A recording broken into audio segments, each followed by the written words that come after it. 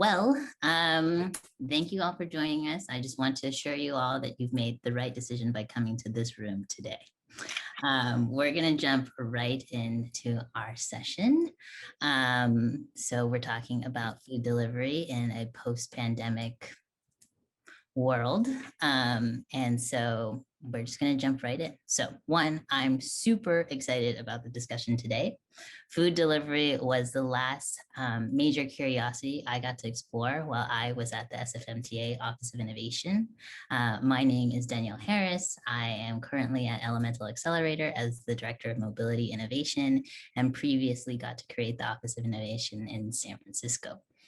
So what I found out when I was at the Office of Innovation in 2019 was just like really the basics of food delivery. Like, what are they? How did they evolve and come to exist?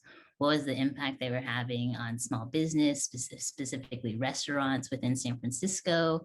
And how are they different from ride hail?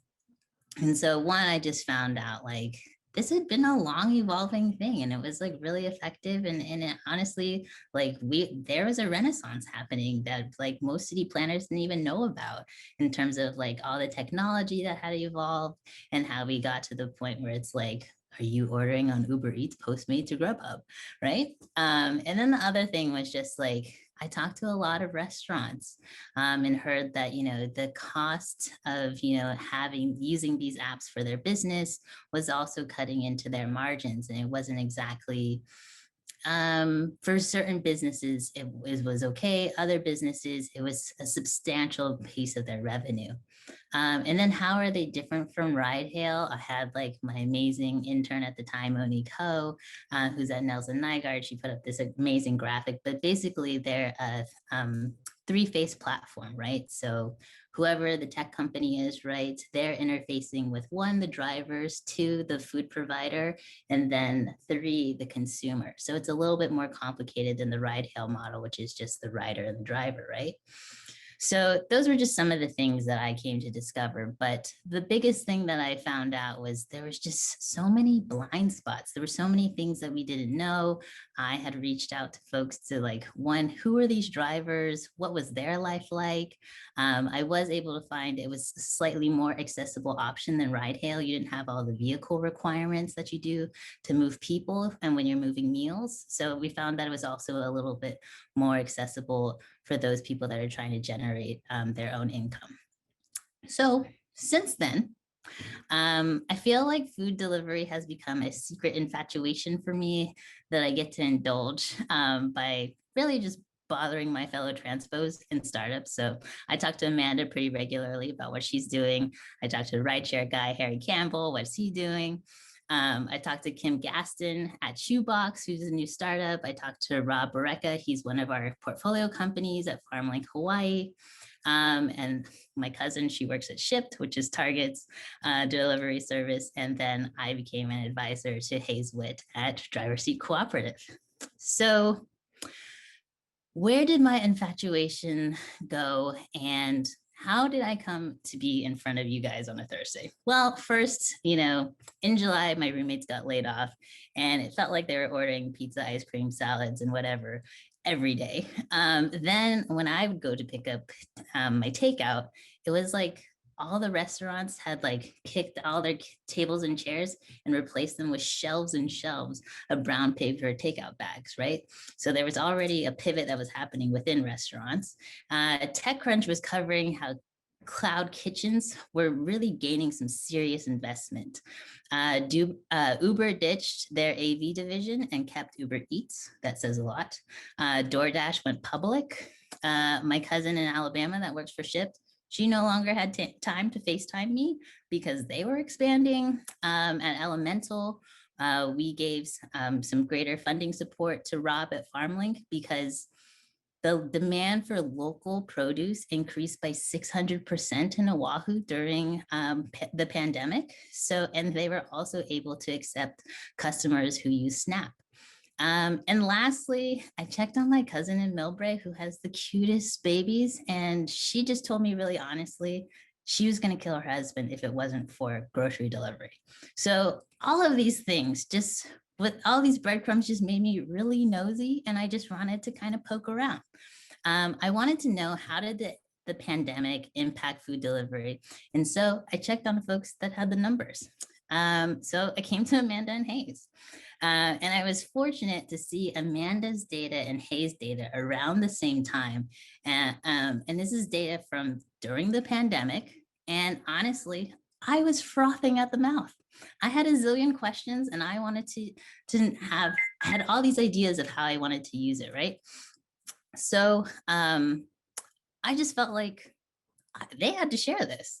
What better way than heading to conference to see all of you guys in your beautiful minds? So I appreciate both of them for entertaining my idea and letting me be part of it.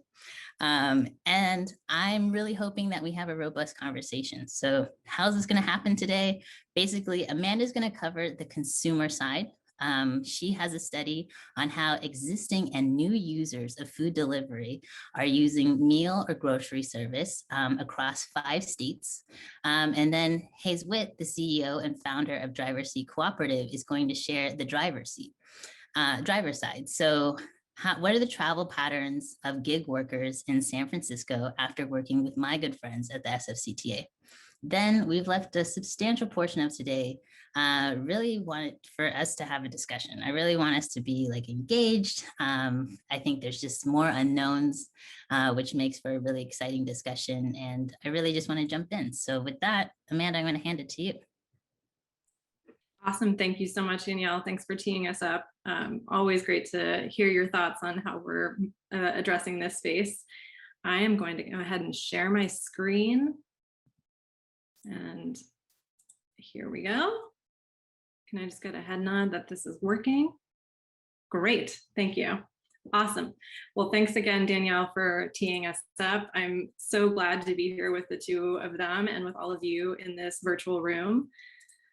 So just a little bit about me. I'm a researcher with Urbanism Next at the University of Oregon, and have been focusing on emerging mobilities and e-commerce and the impacts of these evolving technologies. I do also do a little bit of part-time work with Nelson Nygaard on the side with a specific focus on emerging mobility projects there. So I'm just immersed in emerging mobility and e-commerce, and I especially love talking about delivery. So what is the future of delivery in a post-pandemic world? Let me make sure I'm over here. Whoops. Okay. So as Danielle mentioned, I'm going to be presenting some preliminary findings from a research project that I've been working on to understand how households are provisioning during the pandemic and to what extent we're seeing people adopt e-commerce. And this study is really focused, as Danielle mentioned, on developing a better understanding of the consumer demand for delivery. So I'm very excited to share this information with you, which is actually the first time we're sharing some of this information publicly. And I think it really is a nice complement to what Hayes is going to present on the labor side of the equation and the drivers who are making some of these deliveries. This is the team that I've had the pleasure of working with for the last essentially a year. So I'm working with researchers at Portland State, the University of Arizona, and then Rebecca Lewis as well, who's also with me at the University of Oregon. And so we first started having these conversations pretty much exactly a year ago, because it has been a year, a whole year, which is crazy. And it has been like a year. And I know that we joke a lot about like this year's felt like 10 years. And, I think that rings true for me, but I'm guessing we all remember this moment in time a year ago when our shelves, they were bare and we were wondering where our next roll of toilet paper was going to come from, because that was a thing. And so it was during this time that we started formulating our proposal to the National Science Foundation and thinking about how are people starting to contend with what we were seeing in those early days. How is that going to impact how households are accessing food and essential goods? So these are our research questions. What we want to know is how are people accessing food and household goods during the pandemic crisis and recovery periods? And hopefully we're moving towards these recovery periods. I think, when we wrote the grant, I don't know that we thought we would be here, but here we are. And of course, to what extent are people adopting online ordering for pickup or delivery? How sticky are these behavioral changes? And what barriers have certain people faced in accessing essential goods? This is our research scope. I'm going to touch on it really briefly. We're doing 4 waves of an online survey. It's cross-sectional of 5 states, as Danielle mentioned. So we're looking at Washington, Oregon, Arizona, Michigan, and Florida. And when I say cross-sectional, it just means that we're not doing a panel where we're asking the same group of people 4 times. It's different folks who are going to be responding to the survey.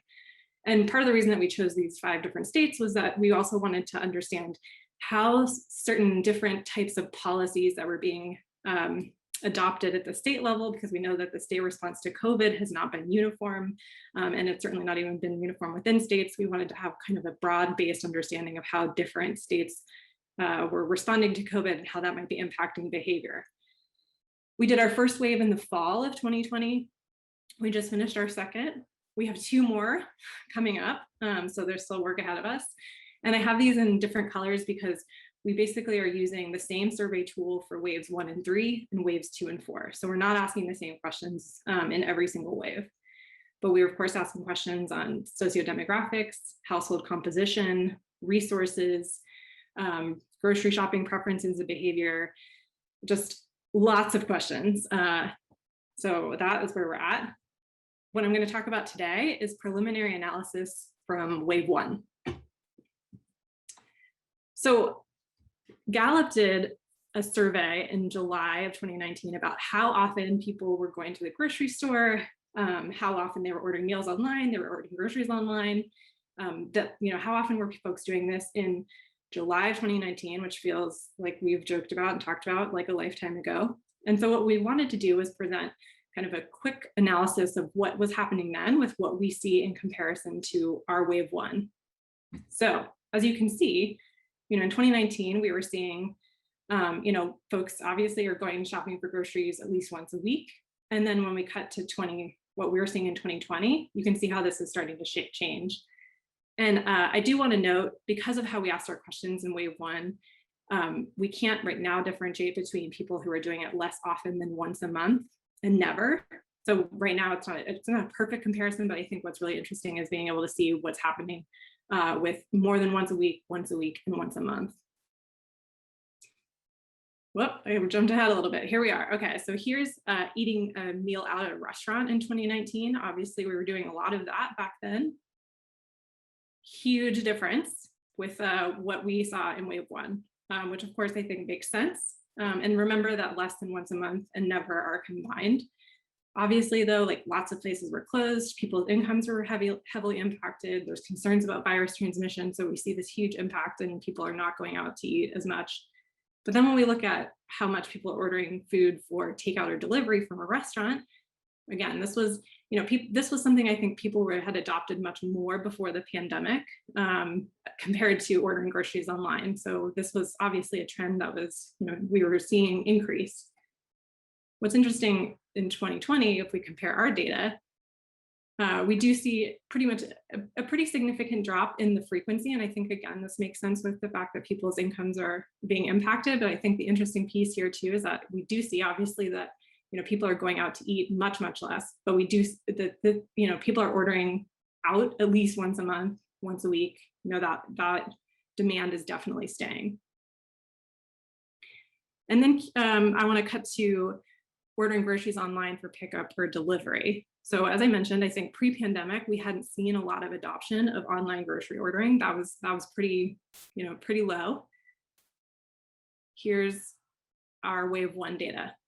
So we see, so you can see how this demand is shifting. More people are ordering it, at least this is where we've seen a lot of growth, is that there's, more people are doing it at least once a month. And then, more people are doing it once a week, and some even more than twice or more than once a week.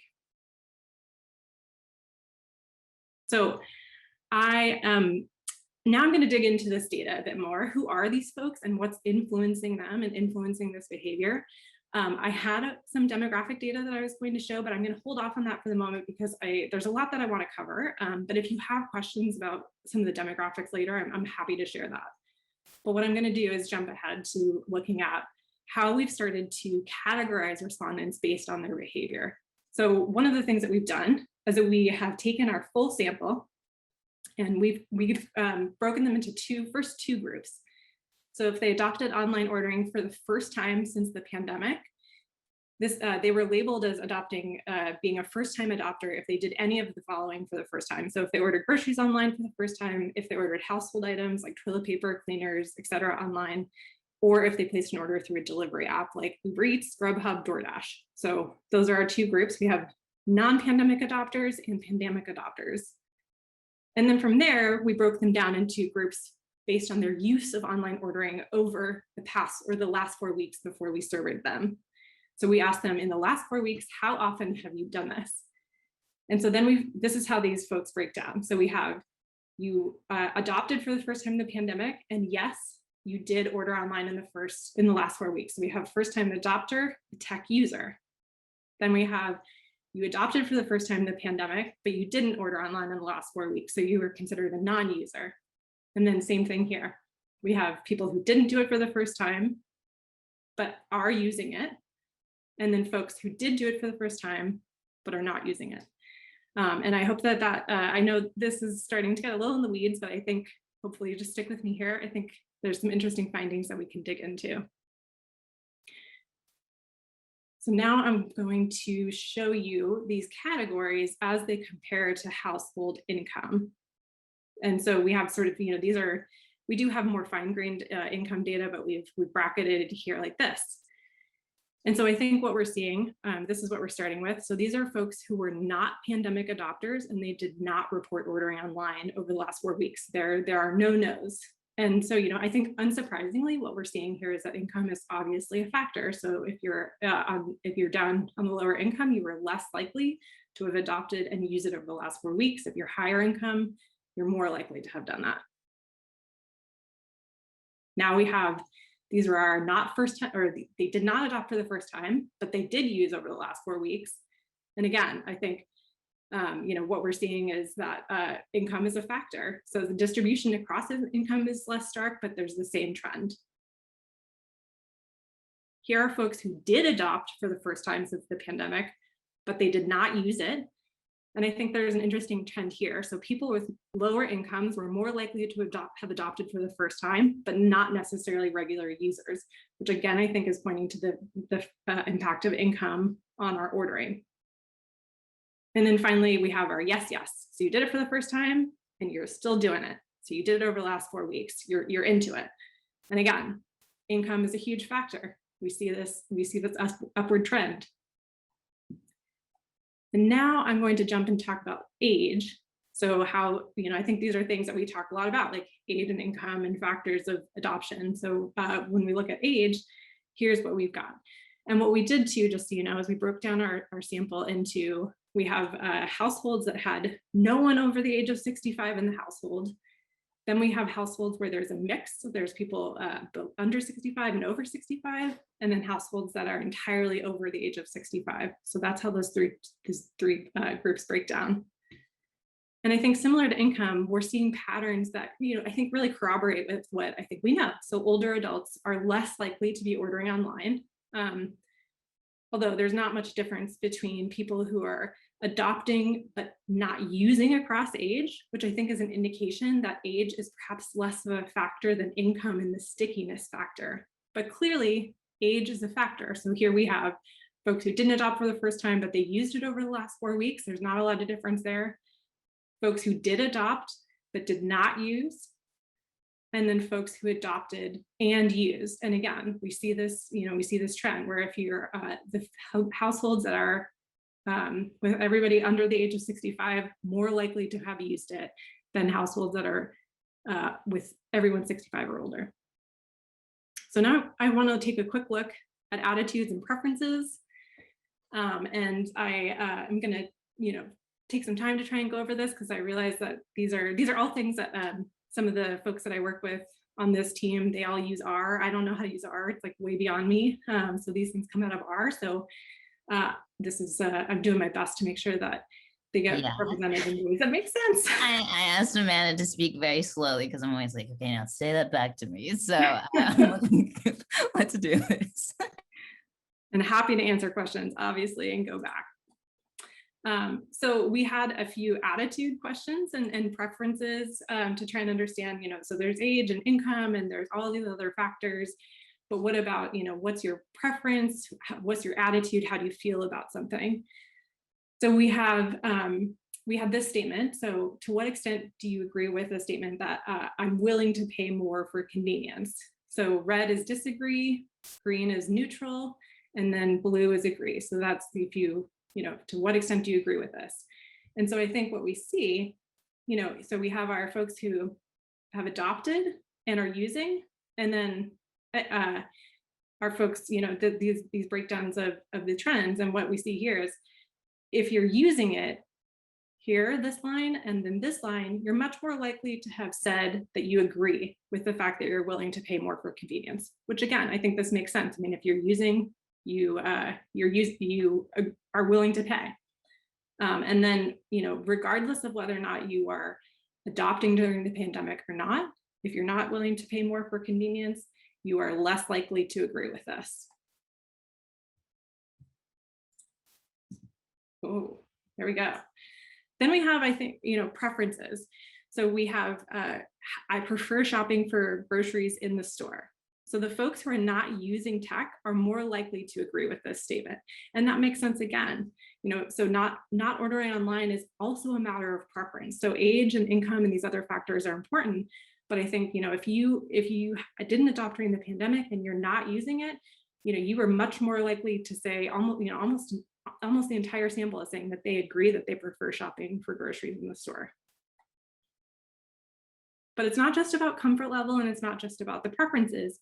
It's also about ease and convenience and comfort. So we have I'm comfortable having a delivery person come to my house. So you were more likely to say that you're comfortable having a delivery person come to your house if you're using it. So here's this line here and this line here. But then, what's interesting is I think even if you don't agree with that statement that you're comfortable having a delivery person come to your house, as you see, it's not keeping you from using it. So I think that's what we're seeing as well. But then for folks who are not using the technology and doing that online ordering, they are much more likely to say that they don't agree with that. They're not comfortable.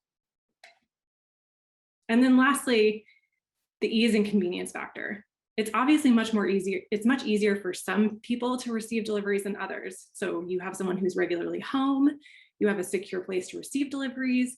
It's easy for delivery folks to access your residence. It doesn't require a lot of coordination with delivery folks. There's a lot wrapped up in this statement of it's convenient to receive deliveries. But what we see is that if you adopted during the pandemic, or kind of regardless of whether or not you adopted during the pandemic, if you're doing it in the last 4 weeks, you're saying it's relatively convenient to receive deliveries. That's not a barrier for you. For folks who don't agree with that, they're much more likely to say, they are not using it nearly as much, or they're not using it at all. Sorry, even I get confused in interpreting this stuff. So I think, that's a real factor. And I think that's something from a planning standpoint that we can be thinking about as well, which is that, how is how we create space and delivery or residences impacting and creating its own barriers for how people are able to access this. And, we're starting to see conversations about having, secure places for refrigerated grocery delivery, because again, if you're someone who is working throughout the day and you'd like to be able to do this, but it's difficult because you don't have somewhere to receive it, I think that these are all things that are going to impact the extent to which we're able to adopt this technology and the purported benefits of being able to do this. Okay, last thing before I turn this over to Hayes. This is wonky, but I'll hope you'll stick with me, because I think that there's some really interesting findings on what we're seeing with trip generation and activity generation. So this is what we're looking at here is provisioning trips taken and generated. And so what I mean when I say that is that we're looking at all the provisioning activity that a household is doing over the course of a month. So we're looking at grocery shopping, online ordering, going to or ordering from restaurants. What are all the ways that people are getting food over the course of a month? And what does that come out to in terms of total number of trips that people are doing? And so these are our non-users of technology. These folks are not ordering online. So all of the trips that they're taking, these are all trips that they're actually taking. They're going to the store, they're going to a restaurant, they're going to a food bank, you know, however they're accessing food, they're physically getting there. So what we see is that the average for our non-users in terms of the total trips that they're generating or they're taking over the course of that month is about 12. And it doesn't matter if they're a pandemic adopter or non-pandemic adopter, that's about 12 trips or 12 activities over the course of a month. But when we look at our users and the folks who are actually doing these things over the last 4 months or the last 4 weeks, we see this jump, this significant jump. So the mean or the average is actually 20 for our not first-time adopters, and even just a little bit higher for folks who did adopt for the first time, closer to 22. And that has huge implications because that means, like, you know, I think we have a lot of conversations around to what extent does online ordering substitute for trips that we might take? And to what extent is it additional trip generation? And I think, you know, this is preliminary, but this really shows that, like, the level of activity that you are generating, it's complementary. So rather than substituting just doing a one-to-one, you know, now you're taking trips, but you're also generating trips. And so I think that really has, you know, and that really has implications, certainly for our transportation system, about what that means. So I've started to kind of talk about this, but what are some of the implications? Consumer demand for pickup and delivery is growing, but it's uneven. Income, age, access, preferences, all of these things play a role. And as I was alluding to, in general, our tech users or our online orders are generating more trips per month than our non-tech users, regardless of adoption before or after the pandemic. And this is getting at that substitutional versus complementary relationship, which, you know, has real implications, because one of the other things that I'm not presenting here is that we're finding that the majority of these trips are happening by car. So if this is here to stay as we recover from the pandemic, I think we really have to consider what the impacts of online grocery shopping are, along with online grocery shopping in general and online shopping in general, when we're designing transportation-related climate policies. So what's next for our team? I just, you know, that was a lot that I tried to cover quickly. And that's just the tip of the iceberg. We have a lot more data analysis ahead of us. We have 2 more survey waves. We're doing some focus groups as well to dig into some more of the qualitative understanding of, we're going to be looking at, for older folks who have adopted online ordering, how did they do so? And what are, you know, and that's going to be another way that we're going to kind of dig into understanding what the barriers might be. So if we know how folks who are adopting this, you know, what ways are they learning about it? And that might be ways that we can think about interventions in the future. So it's more even distribution. So stay tuned. And thank you so much for joining us today. I'm looking forward to hearing what Hayes has to say, and definitely to the conversation. And I'm going to tee it up and hand it over to Hayes. Hey, thanks, Amanda.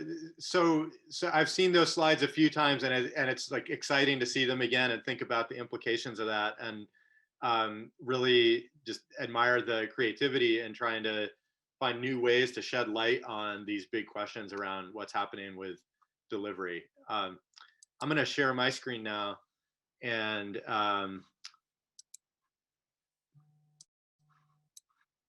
bring up kind of another way to attack this problem of how do we really understand what's happening on the ground.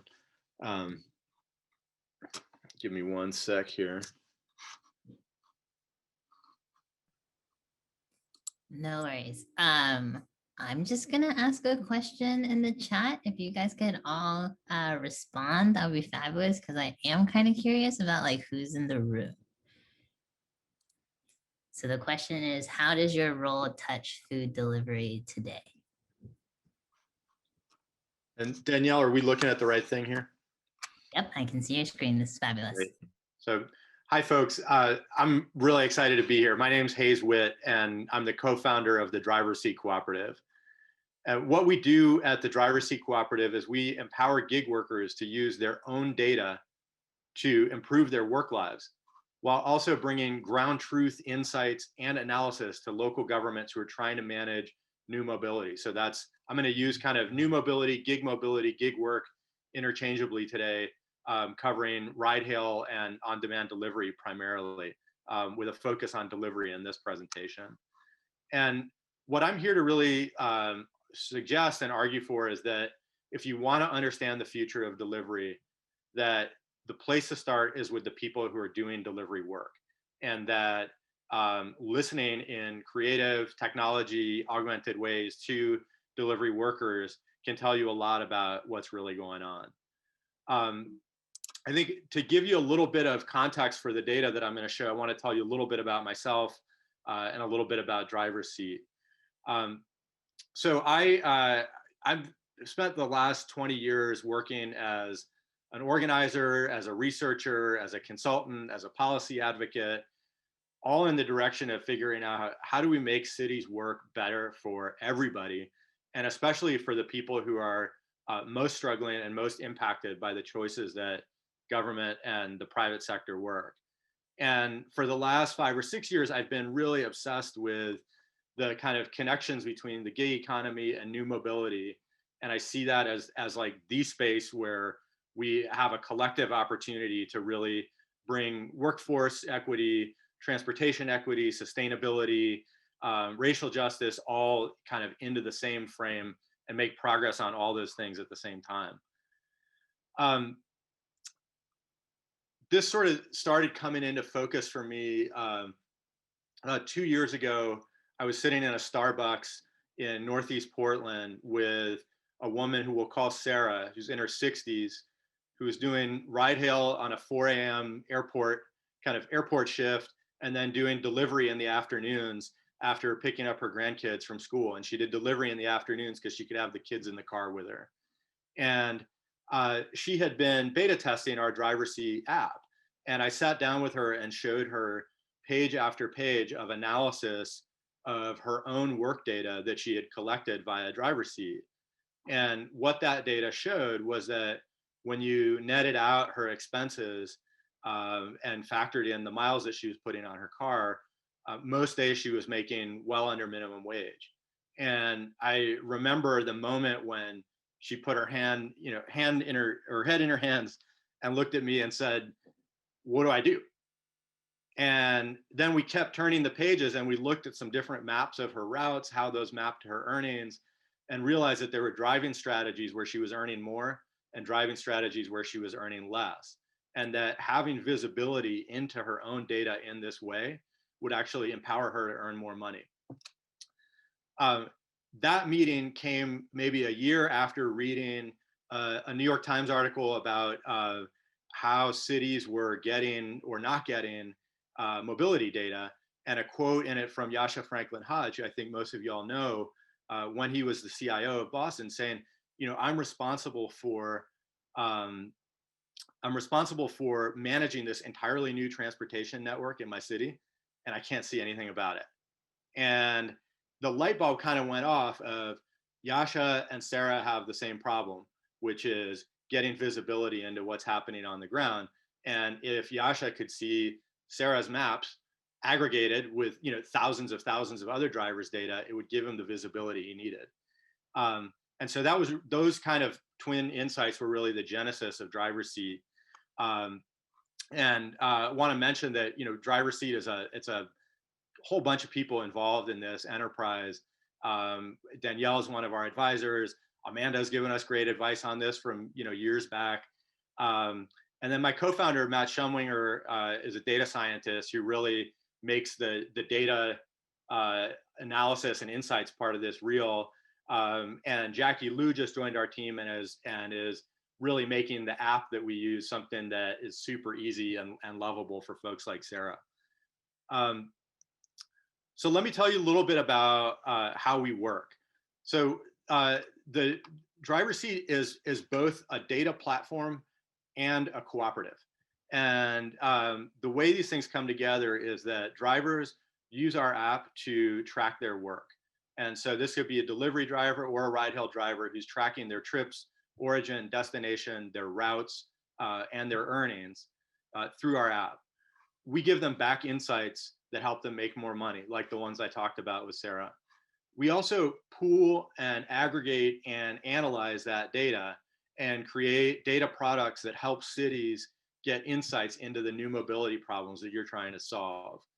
Um, those, we sell those insights. It's a commercial relationship with cities.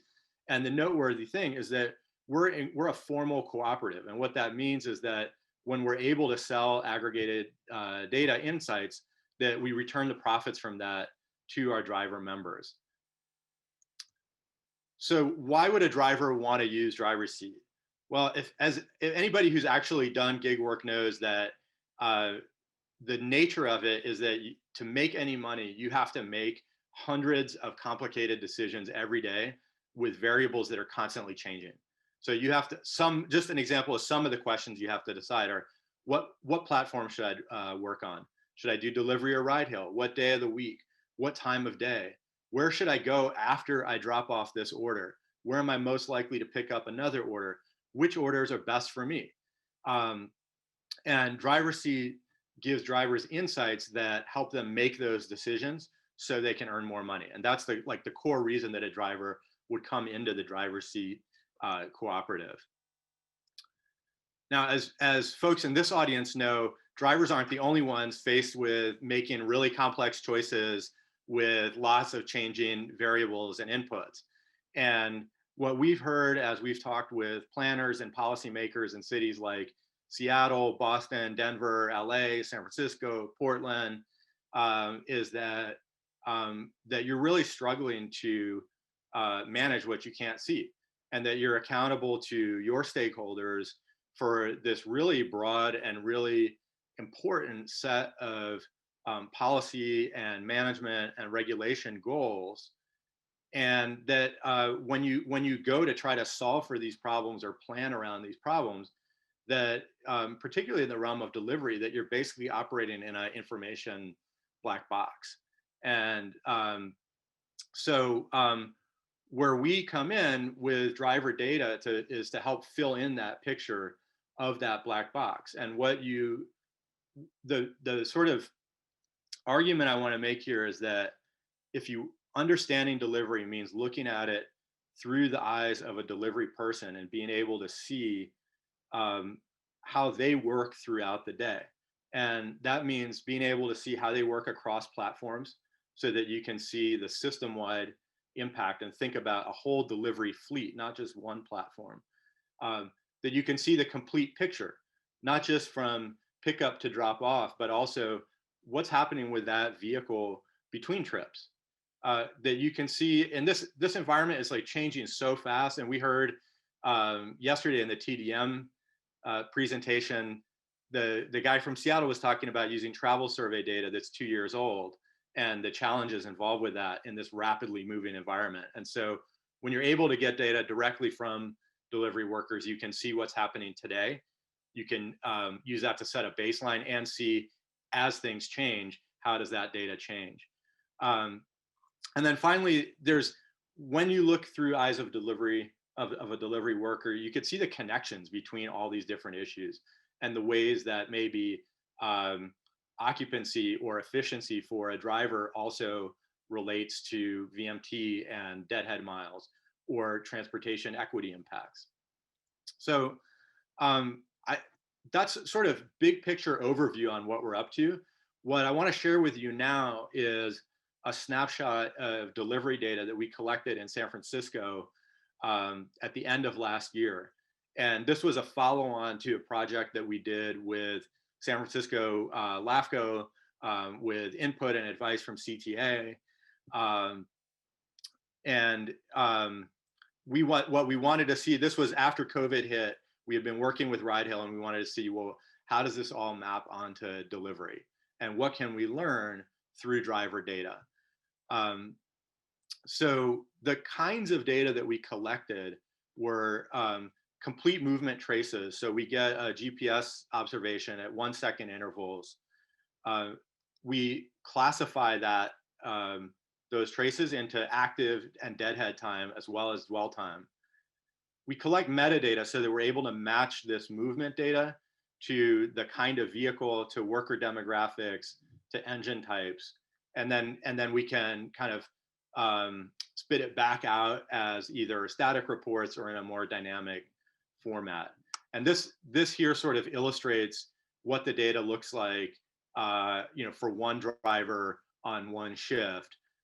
We picked up their start time. This was a trip that they did. Then they deadheaded down around here, started a new trip, and ended here. And this is from a driver who does, who does a quick shift after his day job.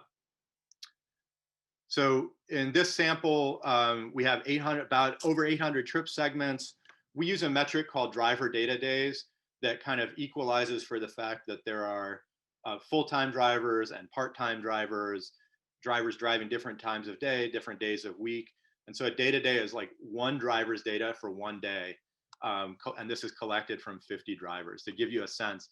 And so I don't want to overstate the conclusiveness of this in terms of the trends, but I think what it does state really conclusively is the value of this method of data collection. So here's some of the kinds of questions that we started asking the data once we had it. And one critical one was kind of, how much VMT are we talking about? How much is useful, and where is it distributed? And so what this shows is that about 70% of the 11,000 miles generated in our sample was active time that arguably has a kind of socially useful purpose. And that 30% of it was deadhead. And so that was just like greenhouse gas for, to get between these other trips. Key point here is that my phone's blown up with folks who were in this and got booted, but they'll make it back. So key point here is that we're able to see both across all platforms and zoom in on particular platforms and see how trips are distributed across those platforms. One of the big questions that folks were talking about yesterday is, how is peaking changing? And with this data, we're able to kind of pinpoint days of week and times of day that have the highest usage, both for meal and restaurant delivery and also for grocery shopping. And then we can get more granular than that and really start seeing kind of where are the origins and destinations of these deliveries, and what are the kind of businesses and business districts and the kinds of residential neighborhoods that are generating demand for delivery. And so now we're going back to the first slide I showed, showing sort of the traces for a driver's work, and we can zoom in and see that at the beginning of their day, they spent 13 minutes in this one spot, and see then, well, where is that? And it turns out that it's Gateway Plaza in Vallejo, which is a frequent pickup spot. And we can zoom in on one of these spots where there was a wait and see that it's probably Panda Express. And this kind of analysis really lit up our kind of like light bulbs or whatever, because it seemed to be like an early indicator of the way that on-demand delivery and the pandemic is changing land use and changing the way that this area is used from primarily a retail function to a kind of logistics and distribution function. We played around with this data and kind of drew a circle around the financial district and modeled out some different scenarios for what infrastructure pricing would look like, comparing a price flat fee per origin, per destination, or a fee based on the miles traveled within that district. And you can see kind of radically different impacts. All of these, this is based on real data. The assumptions around what the fee would be are somewhat arbitrary and could be played with sort of as sliders to model different kinds of scenarios. And then finally, coming back to one of my original points, that we're trying to understand too, what's the connection between some of the transportation goals around making trips most efficient minimizing deadhead miles and time and driver earnings. And here, this is an example from ride hail, but this shows how on days where the driver was less efficient, had more deadhead time, their earnings went down substantially. And I think there's a transportation equity question embedded in this slide as well. If drivers can't make as much money as in the East Bay, what does that mean in terms of the quality of service that the East Bay is offered?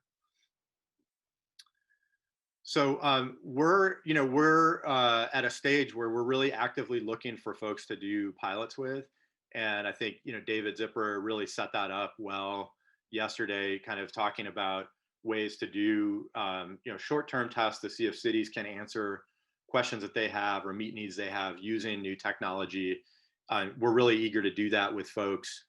And my contact info is at the bottom there, and easily found at driverseat.co. I think I'll stop there and really kind of open this up for questions and discussion. And again, grateful for all the folks who stuck with us through the glitches. Yeah, thank you, everyone. Hayes, just really quickly, can you answer Evan's question of, does the cooperative enable collection of qualitative insights from the drivers? Yeah, that's one of the real powers of it, is that we're able to have two-way communication with the drivers, both via the app and via our own kind of CRM and technology platform. And so we can put together a panel of drivers, but we can also, what I think the real power is find drivers who match a certain profile that you might have a question about, and connect with them. So yeah. Fabulous. And then Elliot, I was going to take you off of mute and allow you to ask your question. We lost it during the glitchiness there. Sure. Thanks for that, Danielle. I was wondering, so Amanda showed that really fascinating increase in trip making for provisioning among frequent delivery users, or regular people who said they'd used delivery recently. I was wondering how much, if you've done any work to look at how much of that increase in trips is due to the actual delivery services versus just like the demographics of those folks, because you found that some of them are younger and higher income, I believe, and those people also tend to make more trips. Yeah, well, hi, Elliot, first of all, so glad you're here. And Fun, thanks. Yeah, cool. Thanks for sticking with us, everybody. If you can stick around for a few more minutes, we'll keep going past 11:45. So to answer your question, well, first of all, I think in part because I was trying to go through some of that quickly, I do want to differentiate or note that those trip generation that did also include some pickup trips too. So it's pickup, delivery, and going to the store to actually shop. And so that number about the activity generation, where it's both trips that you're taking and trips that are, basically coming to you, that does include some pickup as well. So because the mechanism for the tech use was actually ordering online. So that kind of adoption.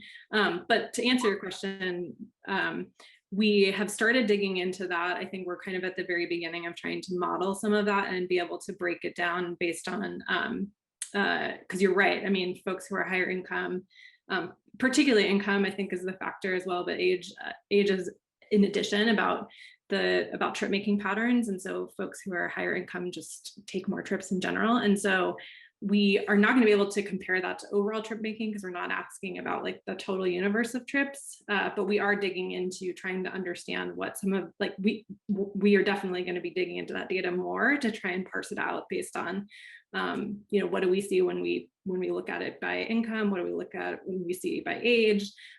We will eventually be also looking at what happens across the 5 states and how does that impact? Do we see any changes? And to what extent is it about what's available to you based on which state you're in, and furthermore, like where you are in that state, if you're in a more rural area versus a metropolitan area, and then also, being able, we're marrying our data set with some COVID information as well. So incidences of COVID, whether or not there's a statewide mask mandate, whether or not there were restrictions on dining. So we are going to marry that information. So that's definitely coming.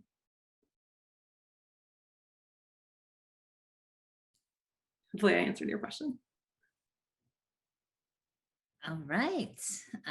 Well, folks, do you guys have other questions? One, just shout out to everybody for staying with us and everybody for joining us, but wanted to make some space for folks.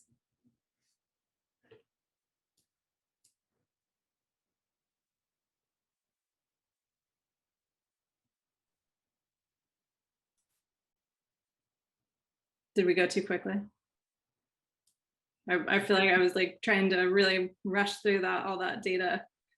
Maybe. All right. Well, I think something that's like heavy on my mind, honestly, is just the like, should we as city planners be facilitating these trips for food delivery, right? So I think a really big question is, does the benefit of food access, right? If we are stewards of the streets and we want to make sure that people are able to not only live, but thrive and get the things that they need and get to the places that they need to go to, maybe not even need to go to, but like just to have a full life, right? So, you know, Amanda's insights show that much of this is happening by car. Hayes' insights show that these may not be the most efficient trips that are happening on the network. And so the other part of it is just the access. It looks like, you know, being able to receive deliveries is also a really big factor as well. And so that's kind of the areas that I see as city planners that we have the most impact. So I just want to throw it out to the panelists, but as well as to everybody in the room, like, do you feel that we should be facilitating food delivery? Hayes, do you want to start? Or do you want me to start then? What I'll say about that is I think that if there is food delivery, I mean, obviously there's some huge upsides to it, right? And I think that if there is, and if cities are involved in facilitating it, I guess I just would reframe it a little bit away from facilitating and towards shaping, and really thinking about how do cities shape it in a way that maximizes the benefits and minimizes the downsides, and creates like an ecosystem where everybody who's involved in it, whether it's a driver, a customer, a platform that's providing the service, a small business, you know, many of these are like people of color owned mom and pop businesses, that everybody in it is sort of winning together. And I think that's where cities have an opportunity to use, you know, the kinds of data that Amanda and Driver Seat are producing to help shape things in that direction, where it's like a holistic and healthy kind of ecosystem. Harriet, do you want to jump in there? Because I think you added another layer to this. Sure. I just was wondering about other conveyances for delivery. What about bikes or e-bikes? Certainly in Asia and in Europe, a lot of the goods are delivered by cargo bike, electric cargo bike. So, you know, I know that we're like the most car-centered place on the planet. And this is not a solution probably in every city, but I think the growing popularity of e-bikes in particular really makes topography and distance less of an issue. And there's obviously a lot less congestion impact, a lot less, you know, a lot less impact on carbon and pollution if you're on a bike. Yeah, absolutely. And I think that kind of teed up exactly what I was just going to say in response to what Hayes was saying, as well as and to your question, Danielle. I mean, I think the role that cities are working and moving towards, and like to me, it seems like it's not about necessarily facilitating those trips as much as it is doing everything we can to make sure that those trips are as efficient as possible. And so I think that also comes from incentivizing alternative delivery modes and finding ways to incentivize e-cargo bike delivery. And, I think a little bit with, it's gonna be really interesting to see what's going on in Santa Monica. They're piloting this zero emissions delivery zone. How can we use these innovations to make sure that we're doing this as efficiently as we possibly can? Using Hayes's data to think about like, well, what can we be doing better with routing? Because I think that's the other thing, like, that I'm not digging into is that, this is overall looks like we're generating additional trips, but it doesn't necessarily mean that all those trips are inefficient, with depending on how routing works with delivery, that might be more efficient and better than me going and doing those things myself. I don't think we have that data yet, but I think that ultimately it's about all the things that I think cities are talking about, which is like incentivizing clean energy trips. It's about curb management and how and where we're dedicating that space, and it's of course about pricing. And I think that pricing conversation is really important about, right now I think there's, we as consumers, there's that interplay of both wanting to make sure that people, like everybody has access to the benefits of these technologies, while at the same time, like we are finding ways to manage the fact that, this delivery is not free. Even if we sometimes, we don't necessarily think we're feeling the effects of it, it obviously is not free. And so I think we need to do all those things, managing the pricing, managing the curb, and doing incentivizing clean energy delivery.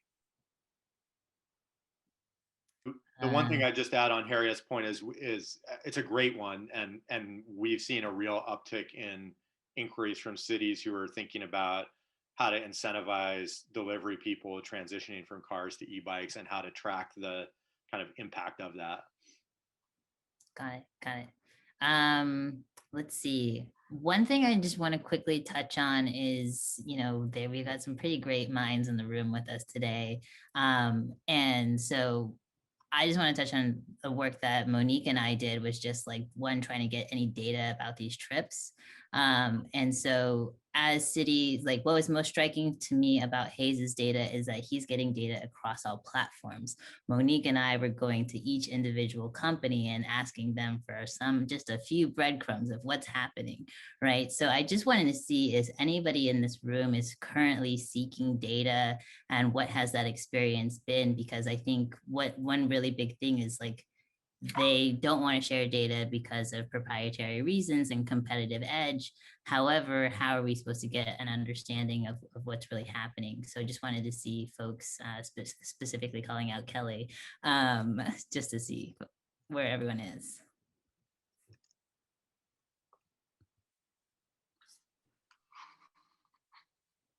Hands raised. Man, I totally miss the real world when we can just see each other and I could like stare deeply into your eyes.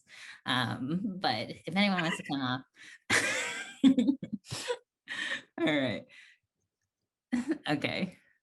Well, let's jump into Greg's question, if that's okay, Elliot, just really quickly.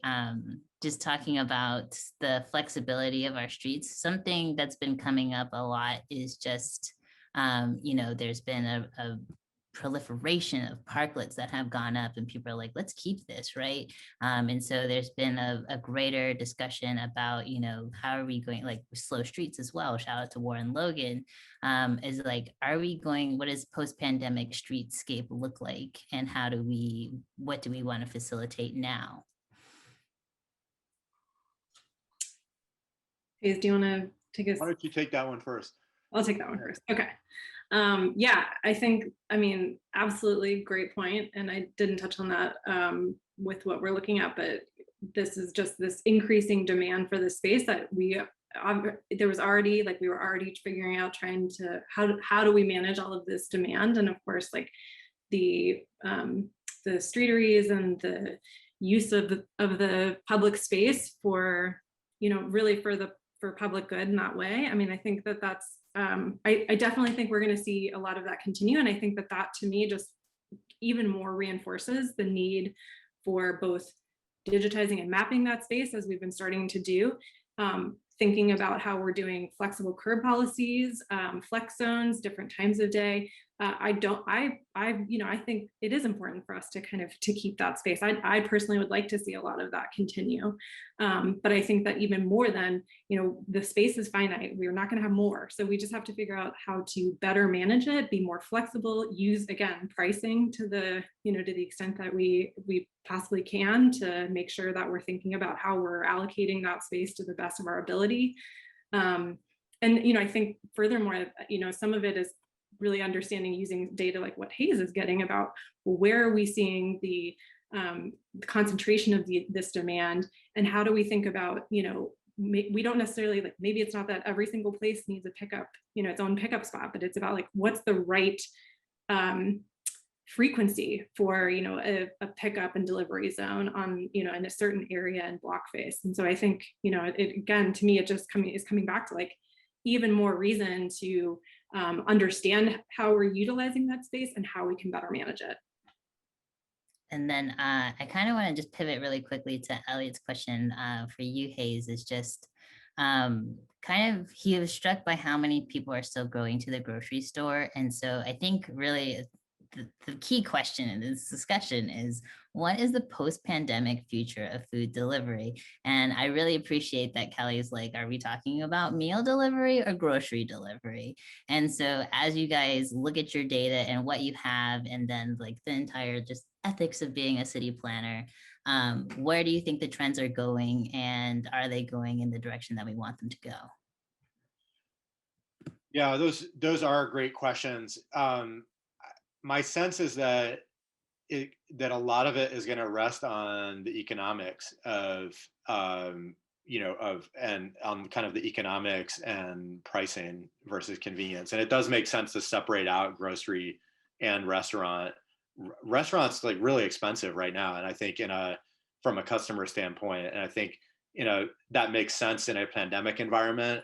In a post-pandemic environment, I don't know, will that hold up? And I worry about what that means for drivers who are already pressured in terms of their earnings. Grocery seems to me like it's getting groceries getting reconfigured in a serious way through this in ways that I think may last. Yeah, I think a lot of people still prefer going to the grocery store. There's that sense of like wanting to be able to pick out, especially that piece about like, I want to choose my own produce. I don't want other people to do it for me. I would say the next wave that I wasn't presenting data on, but the one that we just finished and that will be repeated in wave 4 is really digging into more of this experiential, what are people's experiences using grocery and meal delivery and online pickup. And so I think I'll have more to say about that moving forward, because I think one of the things that we're going to be able to dig into more is like, what are really the things that are impacting how you're making those decisions.